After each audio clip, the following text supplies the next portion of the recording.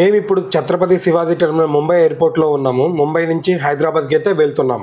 ముంబై వీధుల్లో మొదలైన ఈ ప్రయాణం సముద్రం మీదుగా దాటుకుంటూ వెళ్లి చివరగా ఎయిర్పోర్ట్ లో ఎలాంటి క్రేజీ అనుభవం వచ్చిందో తెలుసా? ఈ ఎయిర్పోర్ట్ ఎప్పుడు పెట్టారు, ఎందుకు పెట్టారు, ఎలా అని మొత్తం ఇన్ఫర్మేషన్ తెలుసుకుంటూ ఫ్లైట్ ఎక్కే ముందు ఇండియాలోని one of the most luxury Adani lounge కి ఎంటర్ అయ్యాం. అసలు అక్కడ ఉన్న రాయల్ ట్రీట్మెంట్, అన్లిమిటెడ్ ఫుడ్ చూస్తే మైండ్ బ్లాక్ అవ్వాల్సిందే.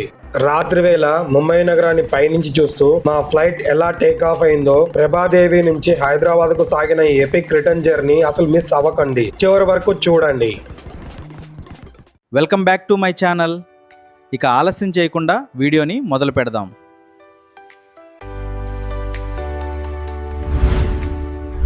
Hello friends, welcome back to our channel.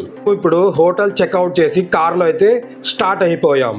మనం ఇప్పుడు ఐకానిక్ బాండ్రా వర్లీ సీలింగ్ పైగా వచ్చేసాం. ముంబై ట్రాఫిక్ లో పడకుండా ఎయిర్పోర్ట్ కి త్వరగా వెళ్ళడానికి ఇది బెస్ట్ రూట్. దాదాపు 5.6 కిలోమీటర్ల మేర సముద్రం పైన కట్టిన ఈ బ్రిడ్జ్ మీద చల్లటి సముద్రపు గాలి ఎంజాయ్ చేస్తూ వెళ్ళడాన్ని రిలాక్సింగ్ గా ఉంది. ముంబై స్కై లైన్ చూస్తూ చివరిగా ఈ సీలింగ్ దాటేసి ఎయిర్పోర్ట్ వైపు దూసుకెళ్తున్నాం. బయట చూసారా వాతావరణం ఎంత ఆహ్లాదకరంగా ఉందో. సన్నటి వర్షపు చినుకులు పడుతూ ముంబై రోడ్లను చాలా బ్యూటిఫుల్ గా కనిపిస్తున్నాయి. మనం ఎక్కడికైనా వెళ్ళేటప్పుడు ఇలాంటి వెదర్ ఉంటే ఆ ప్రయాణం ఫీలింగ్ వేరు కదా. ఇంకా కాసేపట్లో మన భారతదేశంలోనే అత్యంత రద్దీగా ఉండే విమానాశ్రయంలో ఒకటైన ముంబై ఎయిర్పోర్ట్ కి చేరబోతున్నాం. హిస్టరీ ఏంటో తెలుసుకుందాం. ముంబై ఎయిర్పోర్ట్ అసలు పేరు ఛత్రపతి శివాజీ మహారాజ్ ఇంటర్నేషనల్ ఎయిర్పోర్ట్. దీని చరిత్ర చాలా ఆసక్తికరంగా ఉంటుంది. విమానాశ్రయానికి మొదటగా 1942లో రెండో ప్రపంచ యుద్ధ సమయంలో రాయల్ ఎయిర్పోర్ట్ ఫోర్స్ కోసం మిలిటరీ ఎయిర్ ఫీల్డ్ గా ఏర్పాటు చేశారు. ఆ తర్వాత యుద్ధం ముగిశాక సివిల్ ఏవియేషన్ కోసం దీన్ని విస్తరించారు. మొదట్లో దీని శాంతా క్రూజ్ ఎయిర్పోర్ట్ అని, ఆ తర్వాత అంతర్జాతీయ విమానాల కోసం నిర్మించిన భాగంగా సహారా ఎయిర్పోర్ట్ అని పిలిచేవారు. 1999లో దీనికి ఛత్రపతి శివాజీ మహారాజ్ నామకరణం చేశారు. ఈ ఎయిర్పోర్ట్ లో ప్రధానంగా 2 యాక్టివ్ ప్యాసింజర్ టెర్మినల్స్ ఉన్నాయి. టెర్మినల్ 1 ప్రధానంగా దేశీయ తక్కువ ధర విమానాలు మరియు ప్రాంతీయ సర్వీసుల కోసం ఉపయోగిస్తారు. టెర్మినల్ 2 ఇది ప్రపంచ స్థాయి ఆధునిక టెర్మినల్. అంతర్జాతీయ ప్రమాణాలతో పాటు ప్రధాన దేశీయ విమానాలు ఇక్కడ నుంచే నడుస్తాయి. ఈ టెర్మినల్ 2 లోపల భారతీయ సంస్కృతిని ప్రతిబింబించే జయహో మ్యూజియం ఆర్ట్ వాలా ఉంటుంది. వేల కొద్ది భారతీయ కళాఖండాలతో ఇది దాదాపు 3 కిలోమీటర్ల మేర విస్తరించి ఉండటం దీని ప్రత్యేకత. ముంబై ఎయిర్పోర్ట్ ప్రపంచంలోనే సింగిల్ రన్వే ఆపరేషన్ లో అత్యధిక విమానాలను హ్యాండిల్ చేసిన రికార్డు సొంతం చేసుకుంది. ఒక్క రోజులోనే 1000కి పైగా ఫ్లైట్ మూవ్మెంట్స్ ను విజయవంతంగా నిర్వహించిన ఘనత దీని సొంతం. ఇదండి ముంబై ఎయిర్పోర్ట్ గురించి ఆసక్తికరమైన సమాచారం.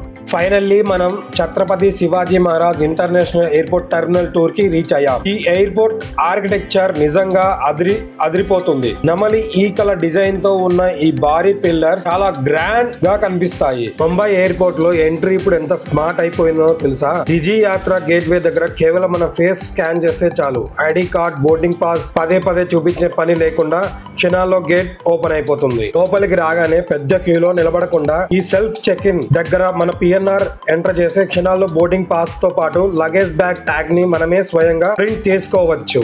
బ్యాగేజ్ కోసం ఈ సెల్ఫ్ బ్యాగేజ్ డ్రాప్ మిషన్స్ ఉంటాయి. ట్యాగ్ వేసి కన్వే బెల్ట్ మీద పెట్టగానే బరువు చెక్ చేసుకొని బార్ కోడ్ స్కాన్ చేసి ఆటోమేటిక్ గా మన బ్యాగ్ ని విమానం వైపు పంపిస్తుంది. కౌంటర్ లో వెయిట్ చేసే పని లేదు. ఆ తర్వాత ఈ గేట్స్ దగ్గర బోర్డింగ్ పాస్ స్కాన్ చేసి సెక్యూరిటీ చెక్ కంప్లీట్ చేసుకొని డైరెక్ట్ గా బోర్డింగ్ గేట్ దగ్గరికి వెళ్ళిపోవచ్చు. ఫ్లైట్ బోర్డింగ్ ఇంకా చాలా సమయం ఉంది కాబట్టి ఇప్పుడు అద్దానీ లాంజ్ వైపుకు వెళ్తున్నాం. ఈ ఎయిర్పోర్ట్ దాదాపు 1850 ఎకరాల్లో విస్తరించి ఉంది. ప్రత్యేకించి ఇక్కడ టెర్మినల్ 2 ఒకటే దాదాపు 48 లక్షల చదరపు అడుగులు విస్తీర్ణంలో 4 అంతస్తులతో భారీ ఆర్కిటెక్చర్ లో కనిపిస్తుంది. ఏడాదికి దాదాపు 5 నుండి 5.5 కోట్ల మంది ప్రయాణికులను హ్యాండిల్ చేయగల సామర్థ్యం దీనికి ఉంది. ఇప్పుడు మనం బగ్గీ ఎక్కేసి అద్దానీ లాంజ్ కి అయితే తీసుకెళ్ళమని చెప్పేశాం. మనం ఇప్పుడు అద్దానీ లాంజ్ లోపలికి వచ్చేసాం. లోపల చాలా లగ్జరీ ప్రశాంతమైన వాతావరణం ఉంది. బఫేలో starters, biryani, north Indian, curry, sweet మరియు డెజర్ట్స్ చాలా రకాలు ఉన్నాయి. రోజంతా ప్రయాణం చేసినా బాగా ఆకలిగా ఉంది, అందుకే ఇక్కడ మంచి హెవీ డిన్నర్ చేసాం. ఫుడ్ టేస్ట్ అయితే చాలా ఫ్రెష్ గా అండ్ సూపర్ గా ఉంది. ఫ్లైట్స్ ఎక్కే ముందు ఇక్కడ కాసేపు రిలాక్స్ అవ్వడం మంచి ఎనర్జీ ఇచ్చింది. డిన్నర్ ముగించుకొని మెల్లగా మన గేట్ దగ్గరికి అయితే వెళ్తున్నాం. ఎందుకంటే కాసేపు వెయిటింగ్ చేయడం ఎందుకని కరెక్ట్ టైంకి అయితే వచ్చేసాం. ఇక్కడ బోర్డింగ్ అయితే స్టార్ట్ అయిపోయింది. మేము బోర్డింగ్ చెక్ చేయించుకొని ఫ్లైట్ దగ్గరికి అయితే వెళ్తున్నాం. ఫ్లైట్ దగ్గర చాలామంది జనాలు ఉన్నారు. ఆ ఫ్లైట్ లోపల చూడండి ఇలా ఉంది, ఫుల్ రష్ అయితే ఉంది. ఫైనల్గా అయితే విండోలోంచి చూడండి ఎలా ఉందంటే చాలా బాగా ఉంది ముంబై ఎయిర్పోర్ట్.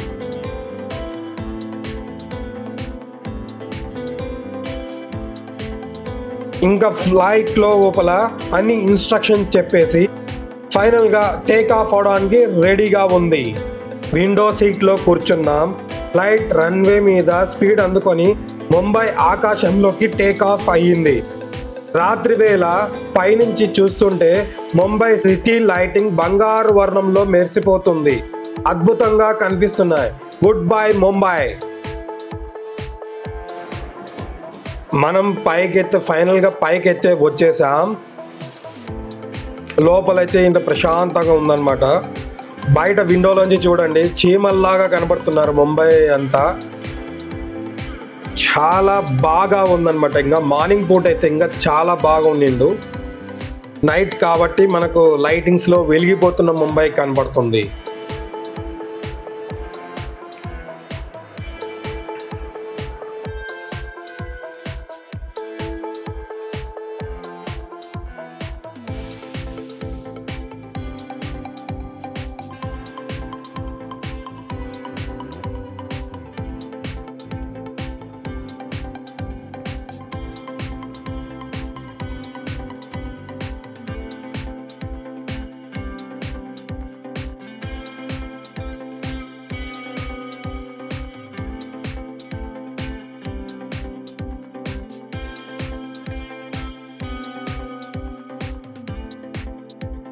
సుమారు గంటన్న ప్రయాణం తర్వాత మన హైదరాబాద్ శంషాబాద్ ఎయిర్పోర్ట్కి క్షేమంగా చేరుకున్నాం. ప్రభాదేవి నుండి మొదలైన సీలింగ్ అద్దాని లాంచ్ ఇండిగో ఫ్లైట్ మీదుగా మనం హైదరాబాద్ చేరుకున్నాం. ఈ పూర్తి రిటర్న్ జర్నీ వ్లాగ్ మీకు నచ్చిందని అనుకుంటున్నాను. ఈ వీడియో నచ్చితే వెంటనే లైక్ చేయండి, మీ ఫ్రెండ్స్తో షేర్ చేయండి, మరియు మన ఛానల్ని తప్పకుండా సబ్స్క్రైబ్ చేసుకోండి. నెక్స్ట్ వ్లాగ్లో ఇంకో కొత్త లొకేషన్తో కలుద్దాం.